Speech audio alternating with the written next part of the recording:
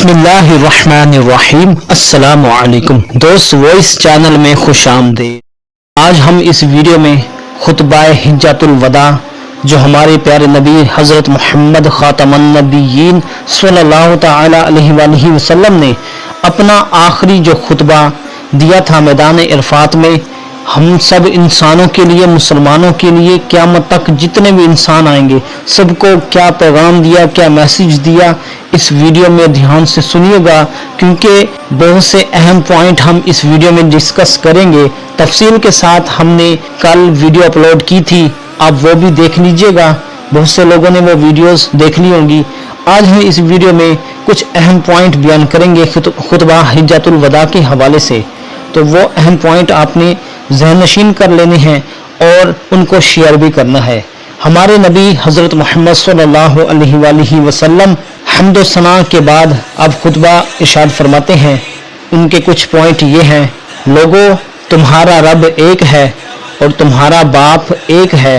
तुम सब आदम की औलाद हो और आदम अलैहिस्सलाम मट्टी से बने थे। तुम में से अल्लाह के नज़दीक मुअज़्ज़ज़ वो है जो ज़्यादा तकवा शियार है। बेशक अल्लाह अलीम व खबीर है।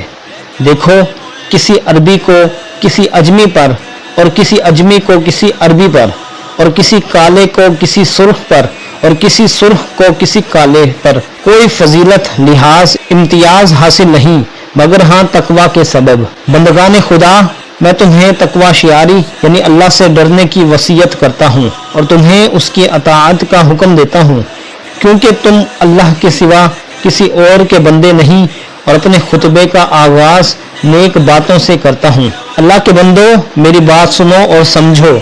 बिलाशुबा हर मुसलमान दूसरे मुसलमान का भाई है और तमाम मुसलमान भाई भाई। खबरदार, हर मुसलमान दूसरे मुसलमान पर हराम व मोहतरम है और हर मोमिन दूसरे मोमिन पर हराम व मोहतरम है। जिस तरह आज के दिन की हुर्मत कि उसका गोश्त उस पर हराम है कि उसे खाए, उसकी अदम मौजूदगी में ग़ीबत करके, और उसकी इज्जत व आबरू उस पर हराम है कि उसकी इज्जत चादर फाड़ दे। उसका चेहरा उस पर हराम है कि उस पर तमाचे लगाए जाएं, और तकलीफ वही भी हराम है कि उसे तकलीफ पहुंचाई जाए, और यह भी हराम कि तकलीफ रसानी के लिए उसे धक्का दिया जाए। और किसी मुसलमान के लिए यह भी जायज़ नहीं कि दूसरे मुसलमान भाई का खून हलाल समझे। माल मुस्लिम भी हलाल व नाजायज़ नहीं सिवाय उसके कि जो वो अपनी खुशी से दे दे। और मैं तुम्हें बताऊं कि मुसलमान दर हकीकत है कौन? मुसलमान वही है जो अपनी ज़बान और हाथ से दूसरे लोगों को महफूज रखे, और मोमिन दर हकीकत वो है जिससे दूसरे लोगों का जान व माल अमन आफियत में रहे। औरतों के बारे में अल्लाह से डरो, क्योंकि तुमने उन्हें अल्लाह की अमानत के तौर पर हासिल किया है और अल्लाह के कलिमात यानी अहकाम के तहत उनके सितर तुम्हारे लिए हलाल हुए। खबरदार, तुम्हारे लिए औरतों से नेक सलूक की वसीयत है क्योंकि वो तुम्हारी पाबंद हैं और इसके सिवा तुम किसी मामले में हक मलकियत नहीं रखते। लोगों, जिस तरह औरतों के कुछ हकूक तुम्हारे ज़िम्मे हैं, इसी तरह उन पर भी तुम्हारे कुछ हकूक वाजिब हैं। सुनो, तुम्हारी औरतों पर जिस तरह कुछ हकूक तुम्हारे वाजिब हैं, इसी तरह तुम्हारी औरतों का भी तुम पर कुछ हक है। जहाँ तक तुम्हारे इन हकूक का ताल्लुक है जो तुम्हारी औरतों पर वाजिब हैं, तो वो ये हैं: नंबर 1, वो कोई काम खुली बेहयाई का ना करें। नंबर 2, वो तुम्हारा बिस्तर किसी ऐसे शख्स से पामाल ना कराएं जिसे तुम पसंद नहीं करते। नंबर 3, वो तुम्हारे घर में किसी ऐसे शख्स को दाखिल ना होने दें जिसे तुम ना पसंद करते हो मगर ये कि तुम्हारी इजाज़त से। नंबर 4, अगर वो औरतें इन बातों की खिलाफ वर्जी करें तो तुम्हारे लिए इजाज़त है कि तुम उन्हें बिस्तरों पर अकेला तन्हा छोड़ दो। उन पर सख्ती करो मगर शदीद तकलीफ वाली चोट ना मारो अगर मारना ही चाहो। देखो, कुछ हकूक उनके भी तुम्हारे ऊपर आयद होते हैं, मसलन ये कि खाने पीने, पहनने ओढ़ने, खुराक व लिबास के हवाले से भी उनसे अच्छा सलूक करो। अगर वो तुम्हारी नाफरमानी से बाज आ जाएं और कहा माने तो हस्बे हैसियत उनका खाना, कपड़ा, खुराक, लिबास, नानो नफका तुम्हारे ज़िम्मे है। और औरतों पर भी ये वाजिब है कि औरतें मारूफात में तुम्हारी नाफरमानी ना करें اور اگر وہ فرما برداری کریں تو ان پر کسی قسم کی زیادتی کا تمہیں کوئی حق نہیں۔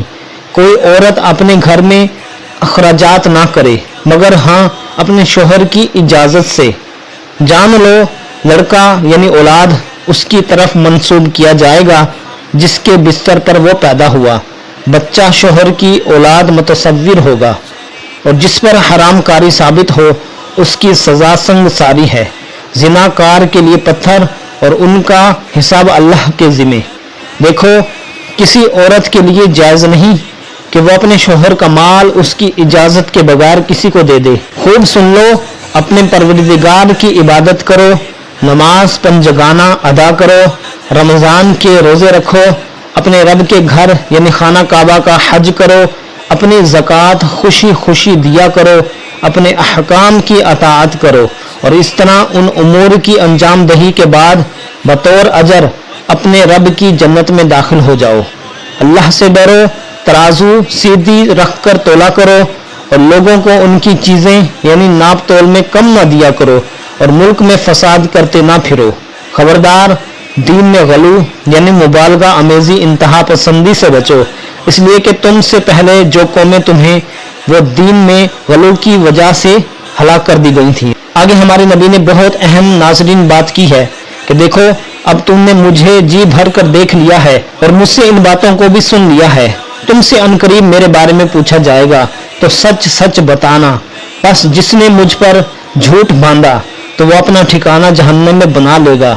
دیکھو جو یہاں موجود ہیں وہ غیر حاضر تک میری یہ سب باتیں ضرور پہنچا دے، شاید کہ بعض ایسے کہ جن تک یہ باتیں پہنچیں گی یہاں موجود بات سننے والوں سے زیادہ سمجھدار ہوں گے۔ سن لو، تم میں سے جو یہاں قریب ہیں ان کے لیے لازم ہے، فرض ہے کہ اپنے دور والوں یعنی بعد میں آنے والوں جو قیامت تک آئیں گے، ہم جیسے گنہگار لوگ، ہم جیسے امتی، تو ان تک یہ تمام باتیں پہنچا دیں۔